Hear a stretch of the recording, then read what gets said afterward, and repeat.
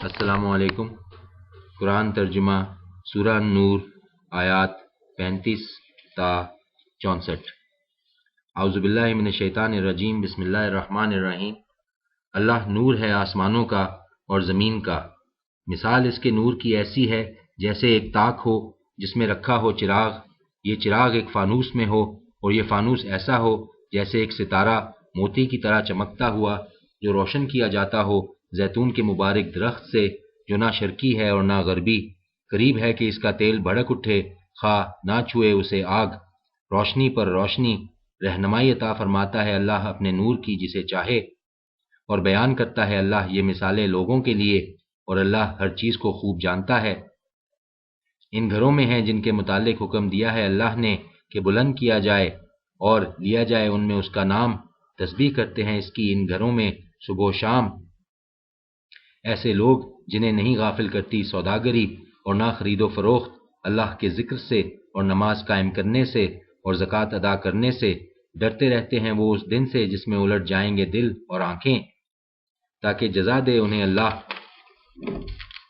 بہتر اس سے جو عمل کیے انہوں نے، اور زیادہ نوازے انہیں اپنے فضل سے، اور اللہ رزق دیتا ہے جسے چاہے بے حساب۔ اور وہ لوگ جنہوں نے کفر کیا ان کے اعمال کی مثال سراب صحرا کی سی ہے جسے سمجھتا ہے پیاسا پانی، یہاں تک کہ جب آتا ہے وہ اس کے پاس تو نہیں پاتا اسے کچھ بھی، اور موجود پاتا ہے اللہ کو وہاں جو پورا پورا چکا دیتا ہے اس کو حساب اس کا، اور اللہ جلد حساب چکانے والا ہے۔ یا ان کی مثال ایسی ہے جیسے تاریکیاں ہوں ایک گہرے سمندر میں، چھائی ہوئی ہو اس پر ایک موج، اس کے اوپر ایک اور موج ہو اور اس کے اوپر بادل ہوں، تاریکیاں ہیں ایک دوسرے پر، جب نکالے کوئی اپنا ہاتھ تو نہ دیکھ پائے اسے، اور وہ شخص کہ نہ بخشے اللہ اس کو روشنی تو نہیں پائے گا وہ روشنی۔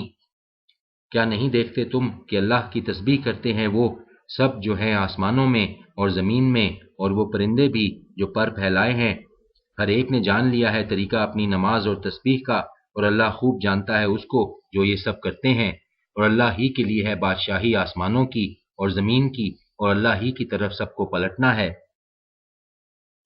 کیا نہیں دیکھتے تم کہ اللہ آہستہ آہستہ چلاتا ہے بادلوں کو، پھر جوڑ دیتا ہے انہیں باہم، پھر اکٹھا کر دیتا ہے انہیں تہ بر تہ، پھر تم دیکھتے ہو کہ بارش کے قطرے ٹپکتے ہیں اس کے اندر سے، اور برساتا ہے آسمان سے ان پہاڑوں کی بدولت جو اس میں ہیں اولے، اور پہنچاتا ہے اس سے جسے چاہے اور ہٹا دیتا ہے انہیں جس سے چاہے، ایسا لگتا ہے کہ بجلی کی چمک آنکھوں کو اچک لے جائے گی، الٹ پلٹ کر لاتا ہے اللہ رات کو اور دن کو، بے شک اس میں ایک سبق ہے آنکھوں والوں کے لیے۔ اور اللہ ہی نے پیدا کیا ہے ہر جاندار کو پانی سے، سو ان میں سے وہ بھی ہیں جو چلتے ہیں اپنے پیٹ کے بل، اور ان میں سے وہ بھی ہیں جو چلتے ہیں دو ٹانگوں پر، اور ان میں سے وہ بھی ہیں جو چلتے ہیں چار ٹانگوں پر، پیدا فرماتا ہے اللہ جو چاہتا ہے، بے شک اللہ ہر چیز پر پوری طرح قادر ہے۔ بلا شبہ نازل کیے ہیں ہم نے ایسے احکام جو واضح ہیں، اور اللہ ہی ہدایت دیتا ہے جسے چاہے صراط مستقیم کی طرف۔ اور کہتے ہیں یہ لوگ ایمان لائے ہم اللہ پر اور رسول پر، اور ہم نے اطاعت قبول کر لی، پھر بھی منہ موڑ جاتا ہے ایک گروہ ان میں سے اس کے بعد، اور نہیں ہیں ایسے لوگ در حقیقت مومن۔ اور جب بلایا جاتا ہے انہیں اللہ اور اس کے رسول کی طرف تاکہ وہ فیصلہ کرے ان کے مقدمات کا، تو ایک گروہ ان میں سے پہلو تہی کرتا ہے، اور اگر مل رہا ہو حق ان کو تو چلے آتے ہیں اس کی طرف اطاعت شعار بن کر۔ کیا ان کے دلوں میں کوئی بیماری ہے، یا یہ شک میں پڑے ہوئے ہیں، یا ان کو یہ خوف ہے کہ ظلم کرے گا اللہ ان پر اور اس کا رسول بھی؟ اصل بات یہ ہے کہ یہ خود ظالم ہیں۔ دراصل اہل ایمان کی بات تو یہ ہے جب وہ بلائے جائیں اللہ اور اس کے رسول کی طرف تاکہ رسول فیصلہ کرے ان کے مقدمات کا، تو وہ کہیں ہم نے سنا اور اطاعت کی، اور یہی لوگ ہیں فلاح پانے والے۔ اور جس نے اطاعت کی اللہ اور اس کے رسول کی اور ڈرا اللہ سے اور بچا اس سے، سو یہی لوگ ہیں کامیاب۔ اور قسمیں کھاتے ہیں یہ اللہ کی بڑی سخت قسمیں کہ اگر تم حکم دو انہیں تو ضرور نکل کھڑے ہوں گے، کہو قسمیں نہ کھاؤ، اصل چیز دستور کے مطابق اطاعت ہے، بے شک اللہ پوری طرح باخبر ہے تمہاری کرتوتوں سے۔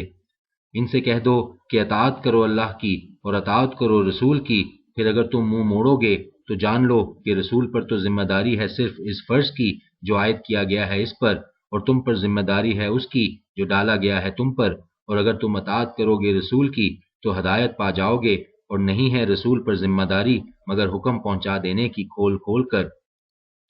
وعدہ فرمایا ہے اللہ نے ان لوگوں سے جو ایمان لائے تم میں سے اور کیے انہوں نے اچھے عمل، کہ ضرور خلیفہ بنائے گا ان کو زمین میں، جس طرح خلیفہ بنایا تھا اس نے ان لوگوں کو جو ان سے پہلے تھے، اور ضرور قائم کر دے گا مضبوط بنیادوں پر ان کے لیے ان کے اس دین کو جسے پسند کر لیا ہے اللہ نے ان کے لیے، اور ضرور بدل دے گا ان کی حالت خوف کو امن سے، پس وہ میری عبادت کرتے رہیں اور نہ شریک بنائیں میرے ساتھ کسی کو، اور جو کفر کرے گا اس کے بعد تو ایسے ہی لوگ فاسق ہیں۔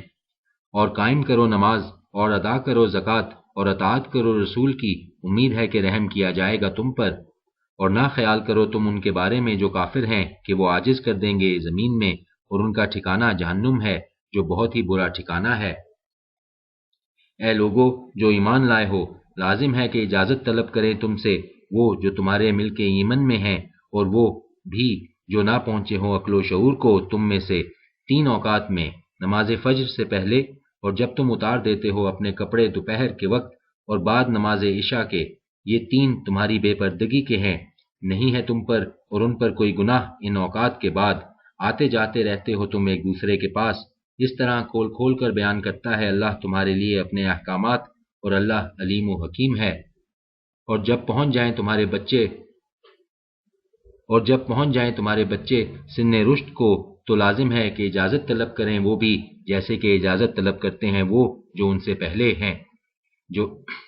اور جب پہنچ جائیں تمہارے بچے سن رشد کو تو لازم ہے کہ اجازت طلب کریں وہ بھی جیسے کہ اجازت طلب کرتے ہیں وہ جو ان سے پہلے ہیں، اسی طرح کھول کھول کر بیان کرتا ہے اللہ تمہارے لیے اپنے احکام، اور اللہ علیم و حکیم ہے۔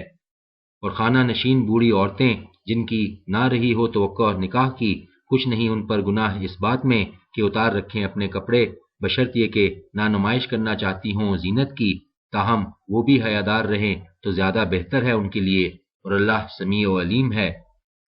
نہیں ہے اندھے پر کوئی حرج، اور نہ لنگڑے پر کوئی حرج، اور نہ بیمار پر کوئی حرج، اور نہ تمہارے اوپر اس بات میں کہ کھاؤ تم اپنے گھروں سے یا اپنے باپ دادا کے گھروں سے یا اپنی ماں اور نانی کے گھروں سے یا اپنے بھائیوں کے گھروں سے یا اپنی بہنوں کے گھروں سے یا اپنے چچاؤں کے گھروں سے یا اپنی پھوپھیوں کے گھروں سے یا اپنے ماموؤں کے گھروں سے یا اپنی خالاؤں کے گھروں سے یا جن کی چابیاں تمہارے قبضہ میں ہوں